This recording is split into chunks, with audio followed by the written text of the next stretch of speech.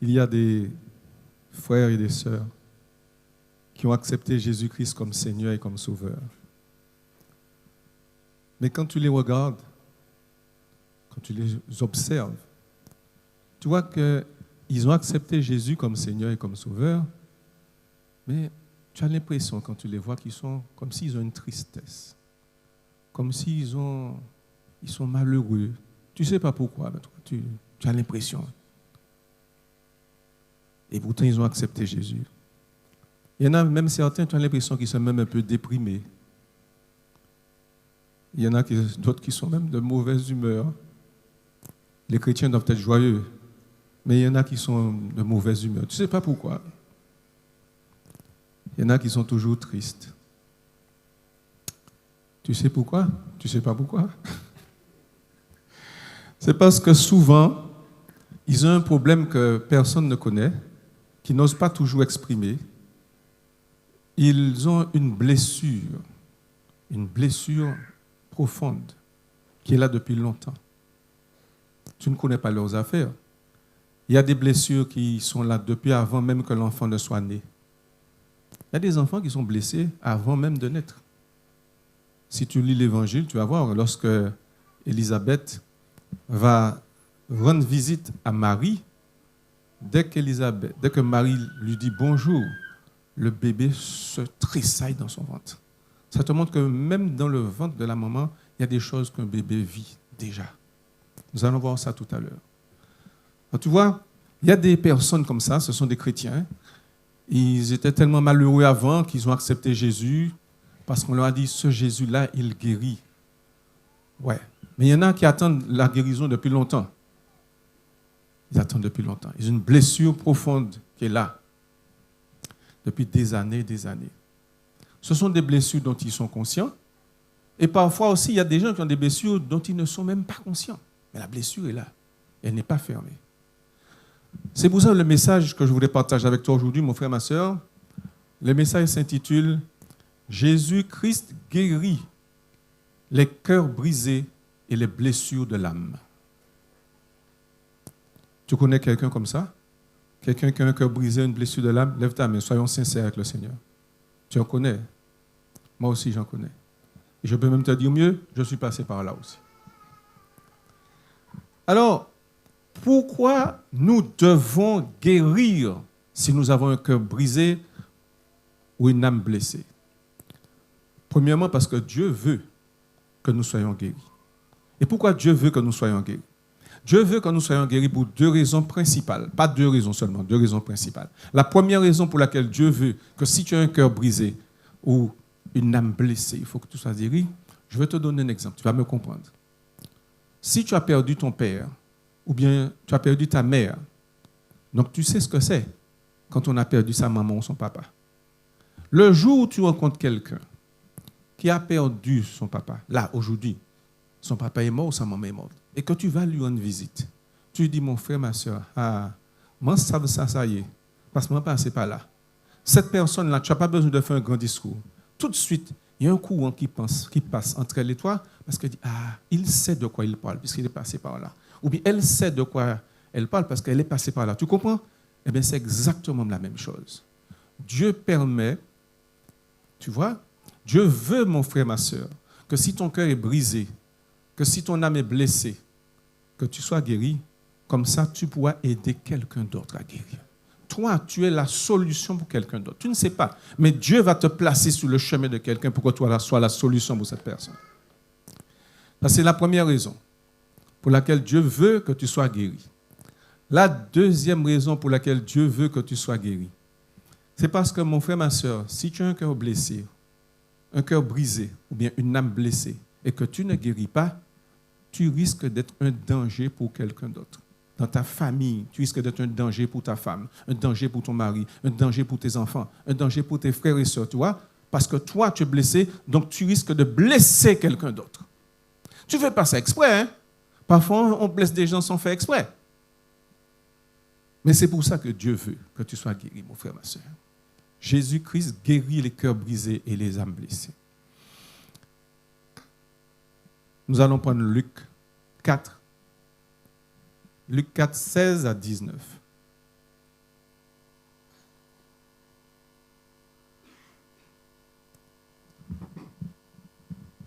il se rendit à Nazareth.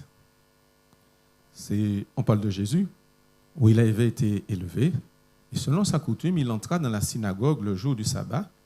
Il se leva pour faire la lecture et on lui remit le livre du prophète Ésaïe. L'ayant déroulé, il trouva l'endroit où il était écrit « L'Esprit du Seigneur est sur moi parce qu'il m'a oint pour annoncer une bonne nouvelle aux pauvres. Il m'a envoyé pour guérir ceux qui ont le cœur brisé, pour proclamer aux captifs la délivrance et aux aveugles le recouvrement de la vue, pour envoyer libres les opprimés, pour publier une année de grâce du Seigneur. » Regarde bien ce que l'Écriture nous dit, mon frère, ma soeur. L'Écriture nous dit, l'Esprit du Seigneur est sur moi. Premièrement, parce qu'il m'a oint pour annoncer une bonne nouvelle aux pauvres. Donc le salut. Jésus vient pour annoncer le salut. Deuxièmement, tout de suite après, il dit, il m'a envoyé pour guérir ceux qui ont le cœur brisé.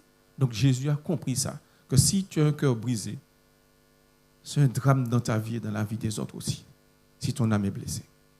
Et tu vois, ça vient avant le suivant, le verset suivant, qui dit « Pour proclamer aux captifs la délivrance ». Il y a des gens qui sont prisonniers des puissances des ténèbres. Le diable les tient, ils sont possédés. Mais Jésus dit avant même de parler de ça, Jésus parle d'abord de guérir ceux qui ont le cœur brisé. Donc il sait pourquoi il dit ça. Alors mon frère, ma soeur, quand on dit le cœur brisé, âme blessée, de quoi parle-t-on exactement? Il y a 5 choses qui brisent le cœur et qui déchirent l'âme. Il y en a 5. Première chose qui brise le cœur et qui déchire l'âme, c'est ce qu'on appelle le rejet. Par exemple, il y a des bien-aimés, il y a peut-être une personne dans cette salle, au moment où nous parlons, qui a vécu ça ou qui vit ça. Ton papa a refusé de te donner son nom. C'est ton papa. Il a refusé de te donner son nom. Parce qu'avant, les gens faisaient ça souvent, avant. On disait, ma catanouelle, il est venu grand, ça il a fait avant. Et parfois, la personne avait le temps de mourir avant de te donner le nom. Et l'enfant vit avec cette blessure-là. Aujourd'hui, tu as 75 ans, mais ton papa t'a fait ça depuis quand tu étais petite ou petit, et tu vis avec cette blessure. Ça veut dire pas personne, papa, pas même les bas au nom. Ou bien ta maman n'a pas voulu. Tu vois, tu étais le rejet. Et dans le rejet, tu vois, on a des cas, je ne vais pas tous les citer. Je connais une dame qui, aujourd'hui, elle doit avoir 62 ou 63 ans. Mais elle a une blessure qui n'est pas fermée. Parce que quand elle est née, sa maman qui avait la peau assez claire, la maman a vu qu'elle avait la peau très foncée. La maman a dit, quand on a amené l'enfant, elle dit non, ça, c'est pas Ishmael. Elle dit, madame, c'est votre... Non, mandou, on ne peut pas faire un petit nec comme ça. L'enfant ne savait pas, mais après, on lui a raconté. Et cet enfant a vécu avec cette blessure-là toute sa vie. Aujourd'hui, elle a 62 ou 63 ans. Tu vois? Elle a cette blessure-là parce que sa maman a refusé quand elle était petite. J'ai un autre cas encore. Je connais une dame qui m'explique. Aujourd'hui, cette dame, elle a 90 ans. Elle me disait que quand elle était petite, son papa s'est séparé de la maman. Il a donné 2 ou 3 enfants à la maman et puis il est parti. Donc, ils se sont séparés. Le papa n'était pas agréable, il faut dire la vérité. La maman s'est séparée de lui. Et puis, des fois, la maman, quand elle avait ses problèmes, elle était fâchée, toi, dans la maison. Elle est fâchée parce qu'il y a un problème. Et puis, quand elle voit la petite fille, il va vous tenir à l'autre, badam, quand tu as quoi, c'est papa encore, badam! L'enfant a 90 ans, mais cette blessure est là toujours. Tu vois, c'est sa maman qui lui faisait ça. Tu as un autre cas encore de rejet. Lorsque tu vois que ton papa a laissé ta maman et puis il allait se remarier avec quelqu'un d'autre, avec les enfants sont là, il est allé se remarier avec quelqu'un. Ou bien ta maman a laissé ton papa et puis elle allait se remarier avec quelqu'un d'autre. Puis on t'a laissé là. Ça, c'est une blessure qui souvent ne se ferme pas. Tu ne racontes pas aux gens tes affaires. Tu vois, ça, cette blessure-là. Comment il a pu nous laisser et puis aller se marier avec quelqu'un d'autre? Ça veut dire que nous pas bons. Ou bien elle nous a laissés puis aller se marier avec quelqu'un d'autre. Ça veut dire que nous pas bons. Tu vois, première cause qui donne des cœurs brisés et des âmes blessées, le rejet. Deuxième cause qui donne des cœurs brisés, des âmes blessées, c'est ce qu'on appelle l'injustice. L'injustice. Et entre nous, c'est pour ça qu'il y a certaines personnes, tu vois, regardez bien les hommes politiques. Quand je vous dis ça, je sais de quoi je parle. J'étais dedans. J'ai laissé ça pour servir le Seigneur, mais je connais bien. Je suis un expert. Je ne dis pas ça pour faire l'intéressant, je suis un expert, je crois. En tout cas, j'ai une certaine expertise. Regardez bien les hommes politiques ou bien les chefs syndicaux. Souvent, très souvent, ils sont devenus révolutionnaires. Pourquoi? Parce qu'ils ont été victimes eux-mêmes d'injustice dans leur vie. Regardez leur vie personnelle. Je connais certains, par exemple, qui ils haïssent les blancs, ils haïssent les béquets, parce que papa c'est un béché, et parce que papa c'est un blanc. Tu comprends? L'injustice. Eh bien, je reviens. L'injustice. Mon frère, ma soeur, par exemple, tu travailles dans une entreprise. Il y a quelqu'un qui a mis la main dans la caisse. Et puis on dit que c'est toi. Ce n'est pas toi qui as fait ça. Mais on dit, mon doux, c'est lui. C'est jamais lui qui fait ça. Mais tu sais que les gens disent ça. Et tu vis cette injustice-là. Elle te suit pendant tout le temps que tu es dans cette entreprise. Les gens n'osent pas dire ça devant toi, mais ils le disent derrière. Injustice. Tu as un autre exemple encore. Tu habites dans un quartier. Tu as un voisin qui est là, qui fait de la... De temps en temps, il brûle des choses. Il fait de la fumée, il brûle des branchages, des choses comme ça. Bon, on en a marre. La fumette chez toi, elle salit, elle pollue, elle parfume tes vêtements, toutes tes affaires. Et tu vas saisir, tu vas alerter la police. Les policiers ne viennent pas. Pas en Martinique, hein, je parle de notre pays. À l'île de la Réunion, au Guatemala, pas ici, hein, notre pays. Comme ça, personne ne va dire que j'ai parlé de la Martinique. J'ai dit un autre pays. Au Sénégal, en Argentine, au Vietnam, ça arrive. Tu comprends? Tu vas appeler les policiers. Ils ne viennent pas. Ou bien, tu vois un jour le policier, à force que tu l'embêtes, il vient. Quand tu lui expliques, toi, ce monsieur-là, le monsieur est toujours en train de faire de la fumée. Toi, il dit, d'accord. Hein. Et puis, tu crois que ça va s'arranger. Mais ça ne s'arrange pas. Le monsieur continue à faire de la fumée, il te nargue. Pourquoi? Parce qu'après, tu apprends que le monsieur, quand il est 1h du matin, il vient voir la sœur du monsieur qui fait le feu.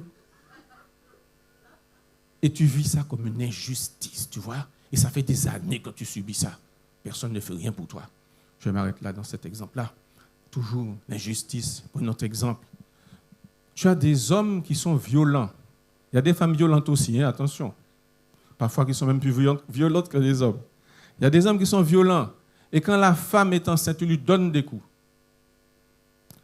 Je reviens au fœtus dont je parlais tout à l'heure. L'enfant qui est dans le ventre de sa mère, il le sent, il le vit.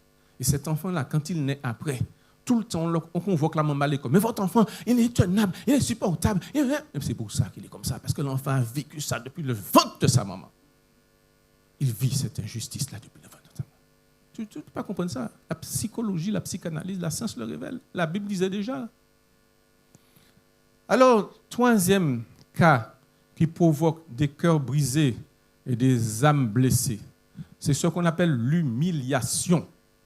Par exemple, tu as des enfants, depuis quand ils sont petits, leur maman les injurie, leur papa les injurie.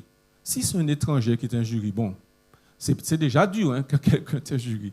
Mais quand c'est ta maman même qui t'injurie, mais ton papa qui t'injurie dans la maison, ça te fait mal.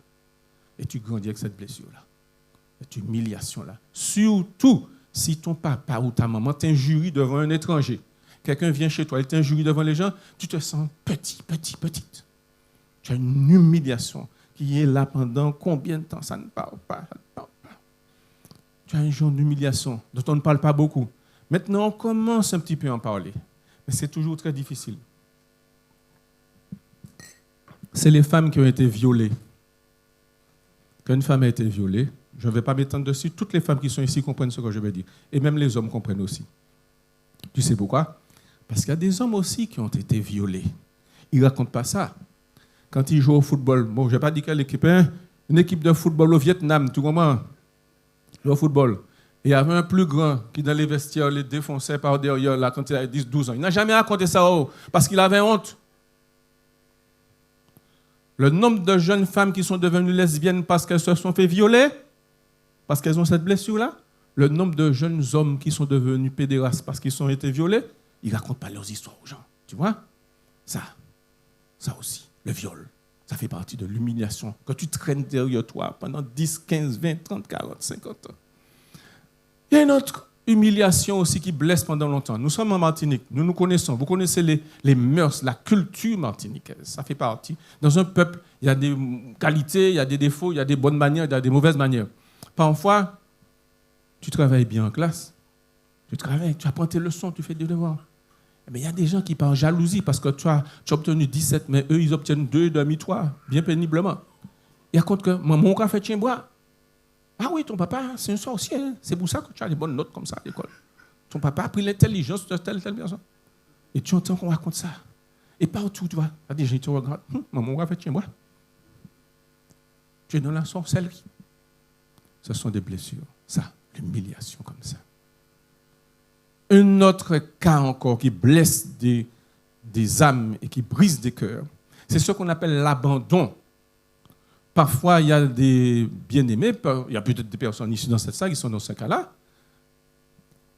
Le papa ou la maman les ont abandonnés depuis qu'ils sont tout petits. Ils sont partis faire leur vie ailleurs. Parfois, tu vois, ta maman avait beaucoup d'enfants parce qu'en ce temps-là, la contraception, des choses comme ça, on ne connaissait pas ça comme maintenant. Donc, tu vois, il y a des familles où il y avait beaucoup d'enfants et c'était difficile. Et bon, la maman voyait qu'elle ne pouvait pas élever tout ça d'enfants facilement, se sentit malheureuse. Eh bien, elle laissait l'enfant pour mamie, pour ma reine, pour maman, ma reine, tu comprends, pour une parente ou un parent. Mais l'enfant ne vivait pas ça comme ça. L'enfant ne sait pas que c'est parce que maman n'a pas d'argent. L'enfant croit que maman m'a abandonné chez maman, ma reine. Et l'enfant vit ça. Cette blessure-là de l'abandon pendant des années. L'enfant a déjà 70 ans, la blessure est là. Parfois, elle n'est pas fermée. Et puis on dit, eh bien, quand même, maman est à l'hôpital, maman est dans la maison de... Il n'y a pas qu'à même, ouais, maman. Mais il s'aboutit pas à aller.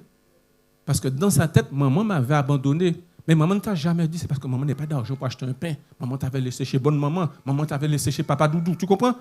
Il y a des gens. L'abandon. Un cinquième cas, une cinquième cause qui brise des cœurs et qui blesse des âmes, c'est ce qu'on appelle la trahison. Tu es amoureuse d'un homme ou bien tu es amoureux d'une femme. Tu as placé toute ta confiance en cette personne. Tu lui as donné tout ton amour, tu as donné tout. Déjà, premièrement, tu lui as donné à goûter ce que tu n'avais jamais donné à personne à goûter avant. Ça, lui, tu as donné à goûter. Et puis, dès qu'il a fini de goûter, il a disparu. Ou bien, elle a disparu. Ça existe aussi. Et parfois même, tu lui donnais tout ce que tu avais. Non seulement ton amour, mais, comme on dit, il mangeait ton argent. Il mangeait ton argent. On te dit, mais tu ne vois pas qu'il mange ton argent? Tu dis, oui, je sais, mais tu sais, je l'aime. Tu lui donnais tout, tellement tu étais passionnément amoureux ou bien amoureuse. Il y a des hommes aussi qui ont fait ça, qui ont tout sacrifié pour une femme. La femme mangeait tout leur argent, et puis elle est partie avec quelqu'un d'autre. Ou bien l'homme mangeait tout son argent, et puis il est parti avec quelqu'un d'autre. Tu vois, la trahison. Tu gardes ça longtemps dans ta vie. Surtout, la trahison du premier amour, il y a des gens qui n'oublient jamais ça. Celle-là les suit jusqu'à l'âge de 80 ans. Même s'ils ont refait, entre guillemets, leur vie, comme on dit. Ce n'est pas toujours vrai. Mais il y a des gens qui s'en remettent. Mais il y en a qui n'arrivent pas à s'en remettre. Alors, mon frère, ma soeur, tu sais, parfois, tu as l'impression que la personne t'a manipulé, que la personne a abusé de toi, qu'elle t'a couillonné, comme nous disons. Ouais, j'ai placé en elle une confiance presque aveugle, tu comprends? Tu avais des fantasmes. Tu as fantasmé ta relation avec cette personne. Ah, on avait fait tel projet. Tu vois, des choses que tu allais faire. Bon, finalement, mon frère, ma soeur, qu'est-ce qui se passe? Tu es blessé, ton cœur est brisé. Et qu'est-ce que tu vas faire? Si tu ne guéris pas, tu ne peux pas aider quelqu'un d'autre. Et tu vas blesser encore des gens autour de toi. Et tu ne fais pas ça exprès. Comme ça. Alors, qu'est-ce qu'il faut faire pour guérir un cœur brisé ou une âme blessée? Tu ne peux rien faire sans être passé par Jésus. C'est Jésus qui guérit les cœurs brisés et les âmes blessées. Jésus, il a déjà fait la moitié du chemin. Lorsque Jésus est crucifié sur la croix, Jésus dit une chose extraordinaire que beaucoup de personnes ne comprennent pas toujours. Jésus dit, tout est accompli. Souvent, on ne comprend pas ce qu'il y a derrière ces paroles-là. Mais Jésus a déjà fait la moitié du chemin. Mais Jésus a fait sa part. Mais mon frère, ma soeur, tu dois faire ta part. Chacun, nous devons faire notre part. Alors, Qu'est-ce que tu dois faire? Tu dois faire 6 pas. Il te reste 6 pas à faire. Jésus a déjà fait sa part. Maintenant, mon frère, ma soeur, fais ta part. Premier pas que nous devons faire si nous sommes dans cette situation. Prenons 2 Corinthiens 5, 17. 2 Corinthiens 5, 17.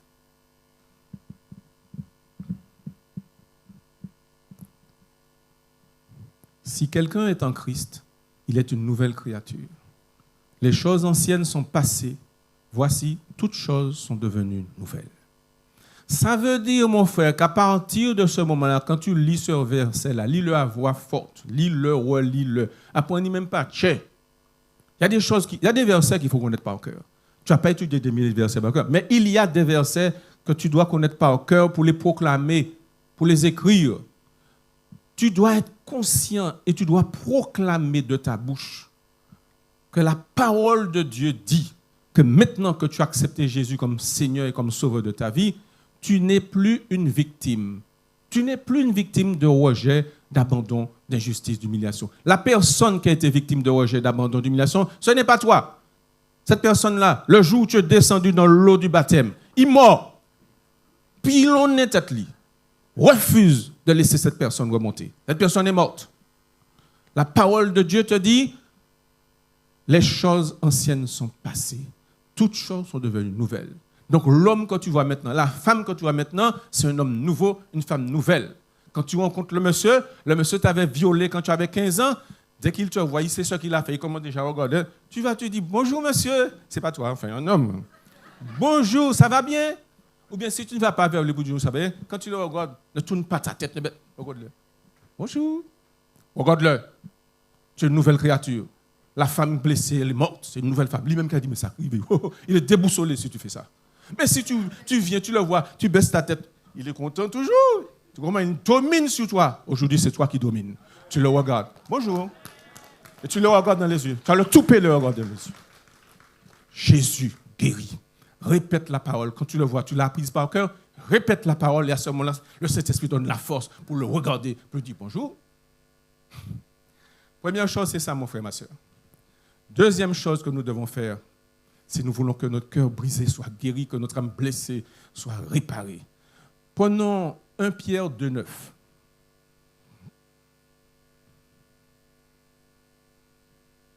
1 Pierre 2,9.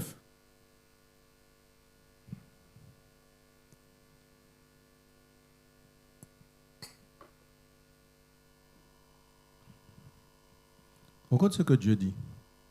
Que tu sois noir, que tu sois blanc, que tu sois rouge, vert, jaune, violet, quelle que soit la couleur de ta peau, quel que soit le pays dans lequel tu es né, tu as accepté Jésus comme Seigneur et Sauveur, voici ce que Dieu dit. Dieu dit, vous, au contraire, vous êtes une race élue, un sacerdoce royal, une nation sainte, un peuple acquis, afin que vous annonciez les vertus de celui qui vous a appelé des ténèbres à son admirable lumière. Ça veut dire, mon frère, ma soeur, que tu dois être conscient. Ce vers-là, il faut que tu le connaisses pas au cœur. Lis-le, écris-le, mets des post-it sur ton ordinateur, sur ton réfrigérateur, sur tout ce que tu veux. Lis-le, tu dois le connaître par cœur. Sur le pare-brise de ta voiture, tu dois connaître ça. Avant, tu étais quelqu'un qui n'avait pas de valeur. Mais aujourd'hui, devant Dieu, tu as de la valeur. Tu es une pierre précieuse. Dieu dit que tu es une race élue, un sacerdoce royal, une nation sainte. Mon frère, ma soeur, ça veut dire que tu es un privilégié. Tu es un privilégié. Tu n'es pas n'importe qui.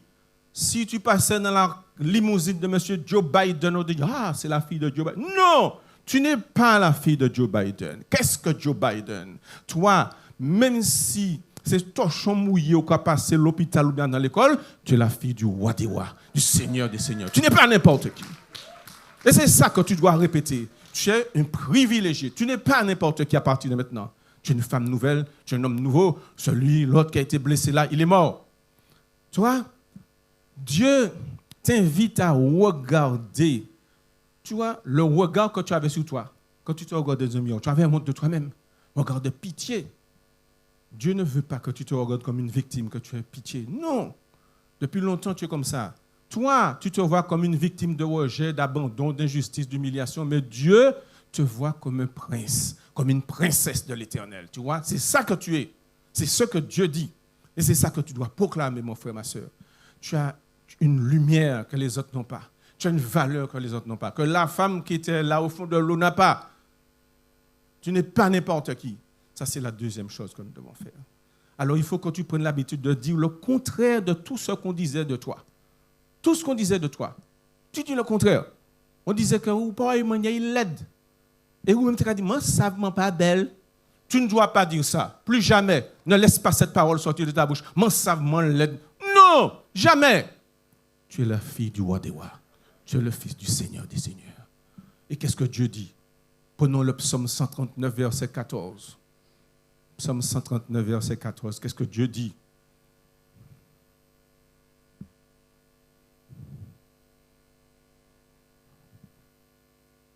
Psaume 139, verset 14.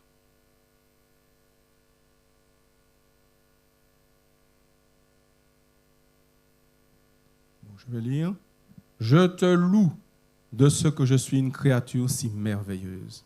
Tes œuvres sont admirables et mon âme le reconnaît bien. Je te loue de ce que je suis une créature si merveilleuse. Voilà ce que Dieu dit de toi. Alors arrête de te voir comme une victime, comme quelqu'un qui n'est pas bon, qui est dans la souffrance depuis petit. Non, ce n'est pas la même personne. Tu es une créature merveilleuse parce que tu es une nouvelle personne devant l'Éternel. Tu comprends, mon frère, ma soeur? Si tu avais l'habitude de dire, ouais, je suis laid, moi ça c'est moi qui manque, moi ça en couillon. Non, ne dis plus jamais ça. Ah, je sais que si moi ça me sent couillon. Non, tu n'as pas le droit de dire ça. Comment ça? Dieu a créé l'homme à son image et à sa ressemblance. Dieu est intelligent et puis tu as couillon. Pas jamais répéter ça. C'est une insulte, c'est une offense à Dieu. Tu es une personne nouvelle. Évidemment, tu n'as pas l'intelligence de Dieu, mais Dieu nous a donné une petite louche, une petite cuillerée dans son intelligence. Donc, mon frère, ma soeur, tu es intelligent, tu es intelligente, tu es belle. Pas garder parce que tu as ni n'imprenti, ni on plie l'âge, ou sans belle femme, ou sans bel homme. Plus jamais tu ne dois dire que tu es laid, que tu es laide. Jamais plus. Tu es l'enfant de Dieu. Tu es incapable. Eh bien, je ne vais pas arriver à faire ça. On te dit d'essayer de jouer un morceau au piano. Ah non, je ne vais pas arriver. Non, ce n'est pas que tu ne vas pas arriver. Tu n'as pas encore décidé d'apprendre. Le pianiste qui est assis là, tu crois qu'il est né et puis il savait déjà faire? Il a travaillé. Mais travaille, un jour tu vas arriver aussi. Ah, Seigneur Jésus. La troisième chose que nous devons faire, si nous voulons que notre cœur brisé soit guéri, que notre âme blessée soit réparée. Prenons maintenant, mon frère, ma soeur, Romains 8. Romains 8. Versets 15 et 16.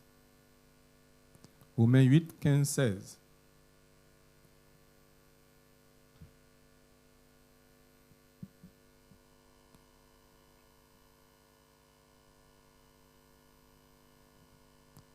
Et vous n'avez point reçu un esprit de servitude pour être encore dans la crainte, mais vous avez reçu un esprit d'adoption par lequel nous crions « Abba, Père ». Vous avez reçu un esprit d'adoption par lequel nous crions « Abba, Père ». L'Esprit lui-même rend témoignage à notre esprit que nous sommes enfants de Dieu. Tu vois, tu n'es pas la fille d'Emmanuel Macron. Tu n'es pas le fils de la reine Élisabeth, mais tu es plus que ça. Tu es le fils du roi des rois, des seigneurs des seigneurs. Tu es la fille du roi des rois, du seigneur des seigneurs. Donc tu n'es pas n'importe qui. Et Dieu t'a adopté le jour où tu es descendu dans l'eau. Pas avant. Ce n'est pas le jour où on a pris une petite carafe d'eau et puis on a versé sur ta tête. Hein? Non, ce jour-là, tu ne savais même pas ce qui se passait. Donc on a choisi un monsieur qu'on appelle parrain, une dame qu'on appelle marraine pour parler à ta place. Ce jour-là, toi, tu as décidé. La vie t'a demandé à venir. Non, c'est bon maintenant. Je tourne la page, j'entre dans une nouveauté de vie avec Jésus. Tu es descendu, tu as lâché ça au fond de l'eau. Et quand tu sors de l'eau, tu es une nouvelle personne que Dieu a adoptée. Nous sommes des enfants que Dieu... Et la parole nous dit, l'Esprit lui-même rend témoignage à notre esprit que nous sommes enfants de Dieu. Alors, mon frère, ma soeur, il faut que tu réfléchisses un instant. Dieu t'a adopté comme son fils ou sa fille. Mais est-ce que toi, tu as adopté Dieu comme papa? Si tu n'as pas adopté Dieu comme papa, ben, tu as un pas à faire encore. Il ne suffit pas de lire ça, mais il faut le vivre. À chaque instant, quel que soit le problème que tu as, parle avec papa. Tu ne dois pas avoir de secret pour papa. D'ailleurs, c'est la seule personne à qui tu peux raconter tous tes secrets sans crainte à papa. Papa ne va jamais te trahir, lui. Tu vois? Parce que papa est bon. Papa est compatissant. Il n'aime pas le péché, mais il aime le pécheur. Ah, notre papa est bon. Ah, notre papa est bon. Alors, il faut proclamer ça. Il y a des choses que nous devons proclamer. Nous allons prendre Ésaïe 41, 10. Ésaïe 41, 10.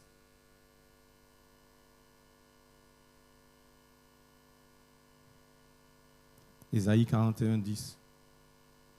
Voilà ce que Dieu te dit, quel que soit l'endroit où tu te trouves.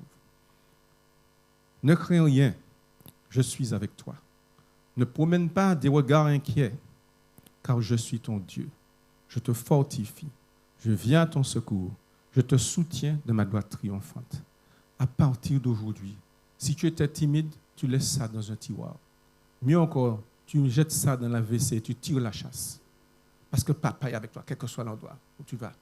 Quel que soit. Il ne faut pas perdre personne encore. Mon nom, c'est le Premier ministre. Il ne faut pas perdre personne. Il ne faut pas complexer devant personne. Dieu te dit, je suis avec toi. Alors, quand tu as quelque chose d'important à faire, par exemple, tu vas à un examen, un concours, il y a un jury devant toi, il y a 4 ou 5 personnes qui te regardent avec une mine sévère, ce n'est pas un problème. Tu entres, et avant d'entrer, tu répètes ça. Papa, tu as dit, je suis avec toi. Je ne crains rien. Alors, j'entre. Les gens peuvent mettre un visage sévère s'ils veulent, toi, tu regardes devant toi. Et puis, ne cherche pas le regard des gens. Tu regardes devant toi. Si c'est un petit point qui est entre deux chaises, tu regardes le petit point, et puis tu réfléchis. Mais ne regarde pas dans le regard des gens pour te déboussoler. Non, non, papa est avec toi. Concentre-toi sur ce que tu dois faire. Il ne faut plus avoir peur de quiconque. Quiconque. Tu jettes tout ça dans le WC. Tu tires la chasse. Quatrième chose, mon frère, ma soeur, que tu dois faire pour que ton cœur brisé soit guéri, que ton âme blessée soit réparée. Eh bien, prenons 1 Corinthiens 6, 19. 1 Corinthiens 6, 19. Tout ça, c'est des versets que tu connais, hein? Mais on jette le projecteur dessus aujourd'hui à nouveau. On met un deuxième projecteur dessus. 1 Corinthiens 6, 19.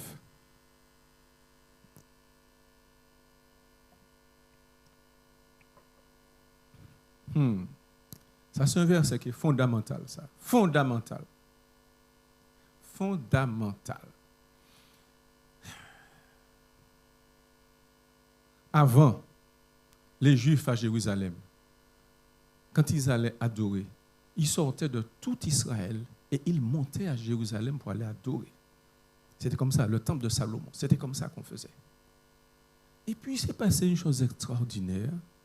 Jésus est venu, et depuis que Jésus est venu, il y a ce verset-là. On n'a plus besoin de monter à Jérusalem.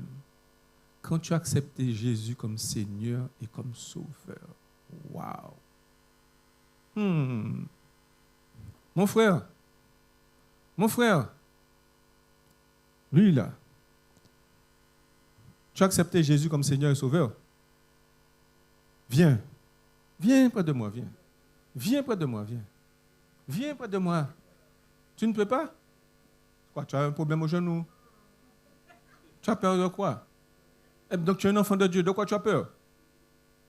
Mais oui, si tu es un enfant de Dieu, jette ça dans la poubelle, oui, dans le WC. Viens, frère, viens, oui. Oui, baille en belle langue, mais viens, mon frère, viens. Viens là. Tu vois, il était un peu complexé, gêné. C'est quoi? Eh bien, tu es un enfant de Dieu. C'est là. C'est là. Ma soeur, tu as donné ta vie à Jésus. Hein? Toi, ma soeur, toi, oui. Oui, toi. Viens, ma soeur, viens. Baille en main aussi. Viens, ma soeur.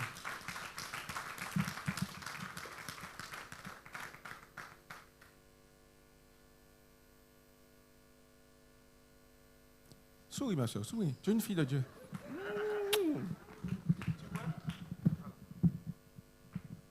Ce qui est extraordinaire avec notre Jésus.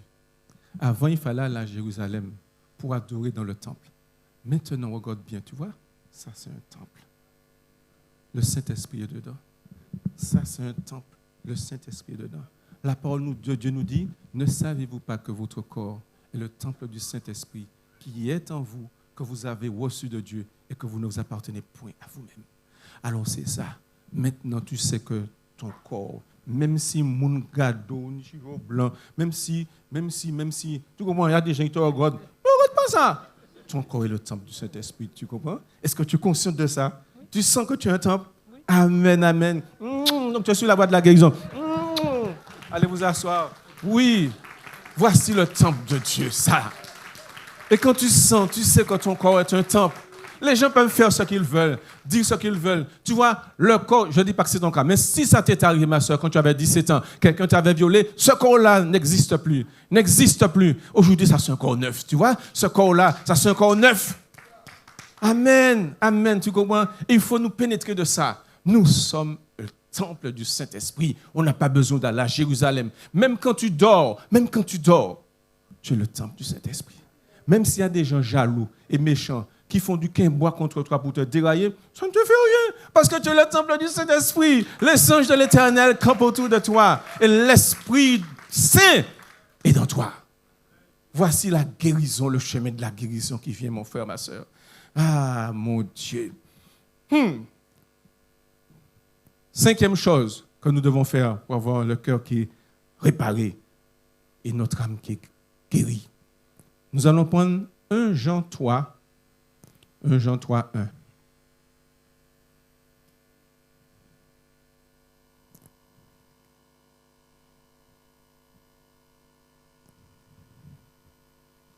Voyez quel amour le Père nous a témoigné pour que nous soyons appelés enfants de Dieu. Tu vois ça, l'amour. Regarde des bêtises que nous avons faites depuis notre naissance. Si je ferme les yeux là, une seconde, mon frère, ma soeur, si tu fermes les yeux une seconde, et que tu vois toutes les bêtises, tous les péchés que tu as fait depuis quand tu es petit ou petite, Papa nous a pardonné et il a de l'amour pour nous. Tu vois ça? L'amour de Dieu. C'est quelque chose d'extraordinaire. Voyez quel amour le Père nous a témoigné pour que nous soyons appelés enfants de Dieu. Malgré tout ce que nous avons fait, il nous appelle enfants de Dieu. Et nous le sommes. Si le monde ne sait pas ça, ne nous connaît pas, c'est qu'il ne l'a pas connu. Regardez bien, mon frère, ma soeur, le verset. L'amour de Dieu. Mais tu dois prendre conscience d'une chose, mon frère, ma soeur. Tu dois réaliser, si tu n'as pas encore pris conscience de ça, maintenant le moment est venu. Il faut que tu prennes conscience que Dieu t'aime plus que tous les gens qui ont brisé ton cœur, qui ont déchiré ton âme. Il t'aime plus que ces gens-là. Ta maman ne t'aimait pas, c'est pas grave. Ça t'a fait de la peine? Oui, ça t'a blessé. Maintenant, papa est là. L'amour de Dieu, ça n'a rien à voir. Ton papa t'a fait de la peine? Bon, c'est passé. Maintenant, tu as un autre papa, ton vrai papa, éternel. Pas celui qui va mourir quand il aura 69 ans, 99 ans. Un papa éternel. Et lui, il t'aime. D'un amour inconditionnel. Il ne met pas de condition. Un amour inconditionnel. Alors tu dis, oui, mais je lis ça. Oui, je sais ça. Mais est-ce que Dieu m'aime vraiment, comme on dit là? Toutes ces personnes qui sont sur la terre, il y a 8 milliards de personnes sur la terre. Pourquoi dire c'est moins bon Dieu qui a gardé quand même? Moi, je sais ça, mais tu comprends? 8 milliards d'habitants, est-ce que Dieu me regarde? Nous allons avoir la preuve que Dieu nous regarde. Il y a 8 milliards d'habitants sur la terre. Mon frère, ma soeur, je vais te donner la preuve. Ce n'est pas moi, c'est la Bible, la parole de Dieu, que Dieu te connaît personnellement et que tu es unique à ses yeux. Unique. Nous allons prendre le livre d'Ésaïe. Prenons Ésaïe 49 dans l'Ancien Testament. Ésaïe 49.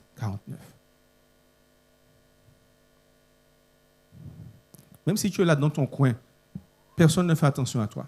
Mais Dieu, il te connaît. Et pour lui, tu es unique. Ésaïe 49, versets 15 et 16.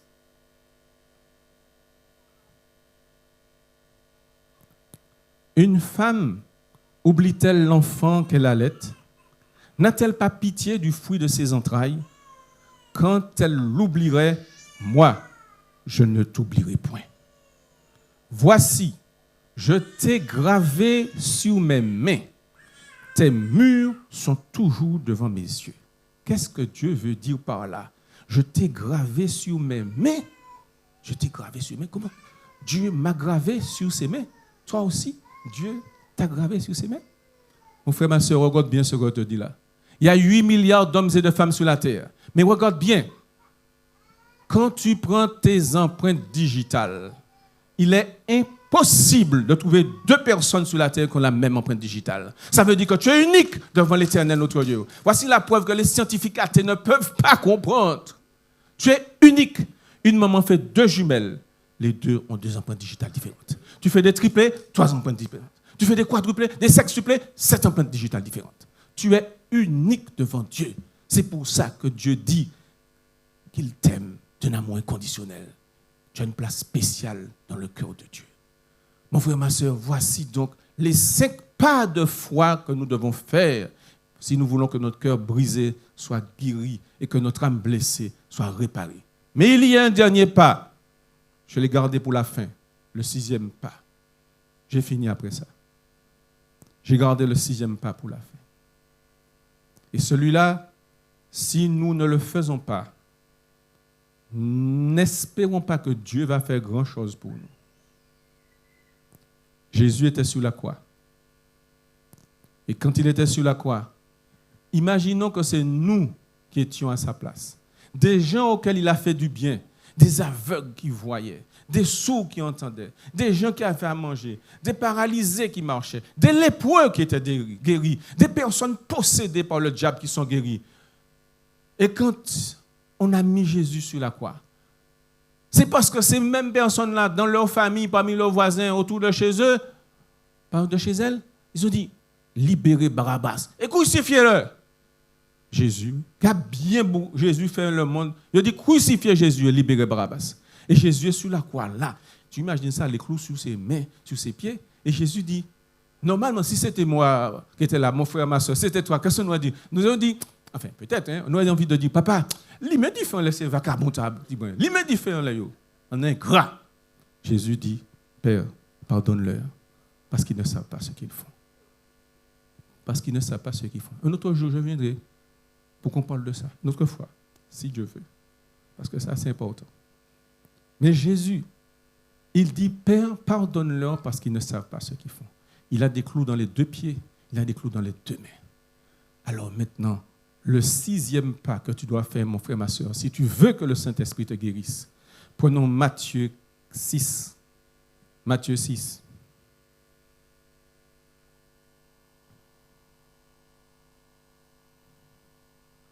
Versets 14 et 15. Matthieu 6, 14, 15. Là, c'est Jésus qui parle. Ce n'est pas un prophète, c'est Jésus directement qui parle. Et il dit, verset 14, « Si vous pardonnez aux hommes leurs offenses, votre Père céleste vous pardonnera aussi. Mais si vous ne pardonnez pas aux hommes, votre Père ne vous pardonnera pas non plus vos offenses. Et tu vas rester avec ta blessure parce que tu n'obéis pas. Le secret de la bénédiction est dans l'obéissance. Mon frère, tu l'as expliqué tout à l'heure avec justesse. Le secret de la bénédiction est dans l'obéissance. Je finis là pour vous donner, justement dans la vie antérieure que je menais, vous savez, l'autre vie là, ce que je faisais avant là, pendant 25 ans. Un jour, il y a un monsieur qui était debout à côté de moi. On lui avait donné une mission. À côté de moi avec un couteau, un grand couteau. Il y a un deuxième qui était à ma droite avec un revolver dans sa poche. On les avait envoyés en mission. Je leur ai pardonné. Et 6 ans après, lorsque j'ai fait ma première réunion publique, il y avait au moins 1500 personnes. Tout le monde avait des grands yeux. Celui qui avait le couteau était de moi à ma gauche, celui qui avait le revolver était de moi à ma droite, ils étaient là. Et je dis, mais qu'est-ce qu'ils font là? C'est pas possible. Oui, comme j'ai pardonné, l'Éternel a touché leur cœur. Et ils sont devenus mes gardes du corps. Mon frère, ma soeur, si quelqu'un a brisé ton cœur et a déchiré ton âme, pardonne. Même si ça te fait mal, pardonne. Voici la bénédiction que je voudrais répondre sur toi et sur toute ta famille.